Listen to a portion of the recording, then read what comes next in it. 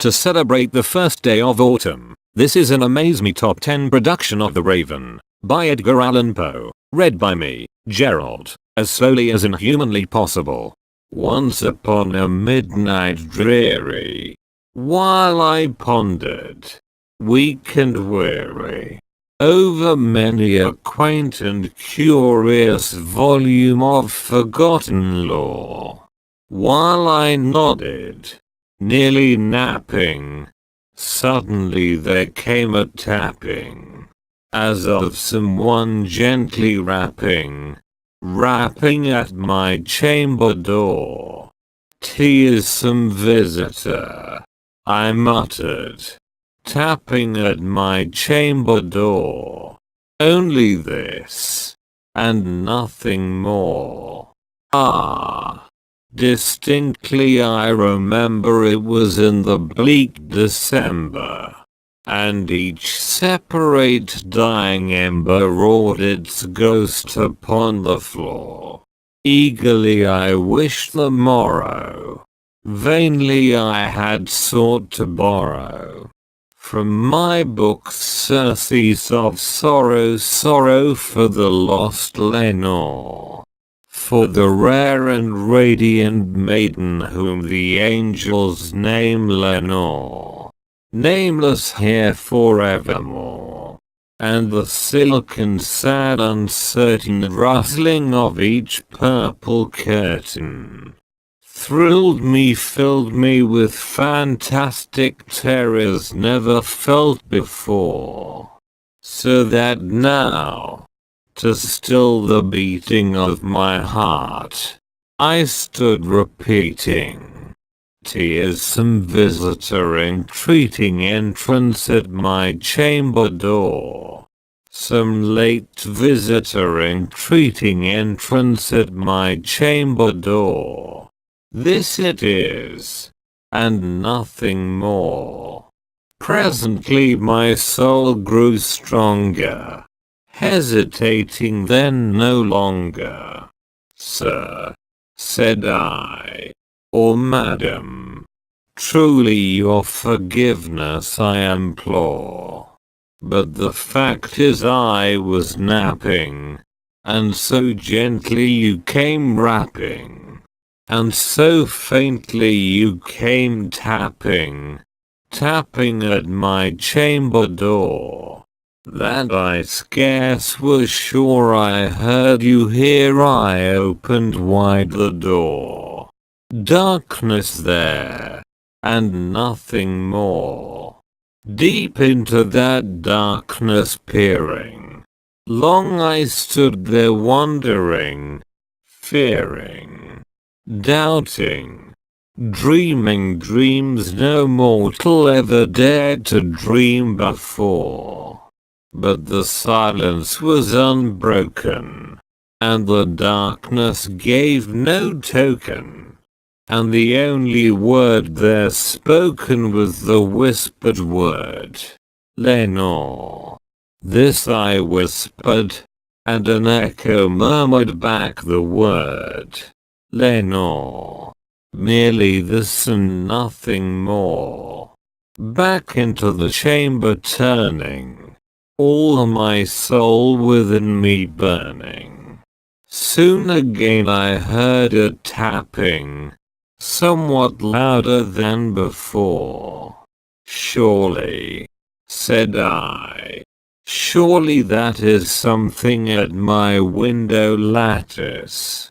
Let me see, then, what thereat is, and this mystery explore. Let my heart be still a moment and this mystery explore. 'T is the wind and nothing more."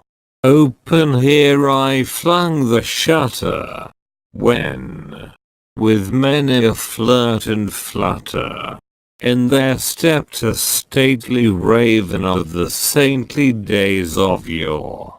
Not the least obeisance made he, not a minute stopped or stayed he, but, with mien of lord or lady, perched above my chamber door, perched upon a bust of Pallas just above my chamber door, perched, and sat, and nothing more.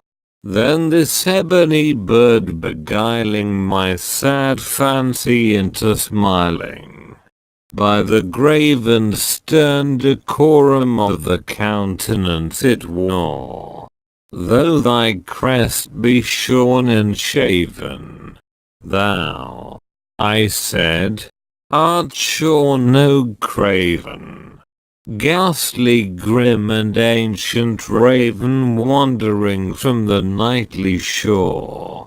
Tell me what thy lordly name is on the night's Plutonian shore. Quoth the raven, nevermore. Much I marveled this ungainly fowl to hear discourse so plainly, though its answer little meaning little relevancy bore. For we cannot help agreeing that no living human being ever yet was blessed with seeing bird above his chamber door, bird or beast upon the sculptured bust above his chamber door, with such name as nevermore. But the raven, sitting lonely on the placid bust, spoke only that one word, as if his soul in that one word he did outpour. Nothing further than he uttered, not a feather than he fluttered, till I scarcely more than muttered, other friends have flown before. On the morrow he will leave me, as my hopes have flown before. Then the bird said, nevermore, startled at the stillness broken by reply so aptly spoken. Doubtless, said I, what it utters is its only stock and store, caught from some unhappy master whom unmerciful disaster followed fast and followed faster till his songs one burden bore, till the dirges of his hope that melancholy burden bore, of never, nevermore. But the raven still beguiling all my sad soul into smiling, straight I wheeled a cushioned seat in front of bird and bust and door. Then, upon the velvet sinking, I betook myself to linking fancy into fancy, thinking what this ominous bird of yore, what this grim, ungainly, ghastly, gaunt and ominous bird of yore meant in croaking nevermore. This I sat engaged in guessing, but no syllable expressing, to the fowl whose fiery eyes now burned into my bosom's core.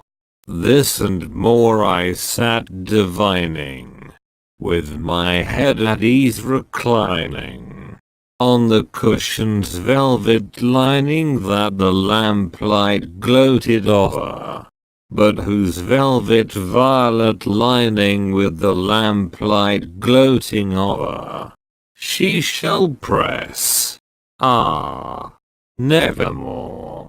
Then, methought, the air grew denser, perfumed from an unseen censer, swung by seraphim whose footfalls tinkled on the tufted floor. Wretch, I cried, thy God hath lent thee, by these angels he hath sent thee, Respite, respite and nepenthe from thy memories of Lenore. Quaff, oh quaff this kind nepenthe, and forget this lost Lenore. Quoth the raven, nevermore. Prophet, said I, thing of evil prophet still, if bird or devil, whether tempter sent, or whether tempest toss thee here ashore, desolate yet all undaunted, on this desert land enchanted, on this home by horror haunted, tell me truly, I implore, is there balm in Gilead? Tell me, I implore. Quoth the raven, nevermore. Prophet, said I, thing of evil prophet still, if bird or devil, by that heaven that bends above us, by that God we both adore, tell this soul with sorrow laden if, within the distant Aidenn, it shall clasp a sainted maiden whom the angels name Lenore.